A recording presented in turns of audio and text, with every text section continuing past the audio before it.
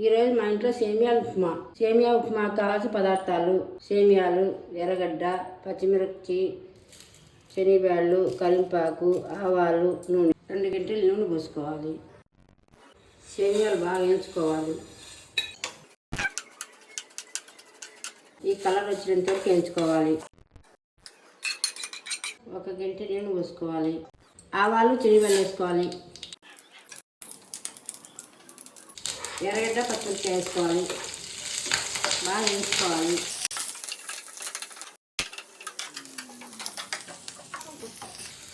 కరివేపాకు వేసుకోవాలి. 1 గ్లాసు సేమియాలు, 2 గ్లాసులు నీళ్ళు పోసుకోవాలి. తగినంత ఉప్పు వేసుకోవాలి.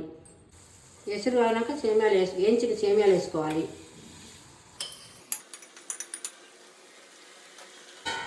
మూత పెట్టుకొని ఒక 5 నిమిషాలు ఉండించుకోవాలి. సేమియా ఉప్మా రెడీ. స్టవ్ ఆఫ్ చేసుకొని దింపుకోవాలి. ఇప్పుడు సేమియా ఉప్మా మీకు నచ్చినట్టయితే సబ్స్క్రైబ్ చేయండి, లైక్ చేయండి, కామెంట్ చేయండి.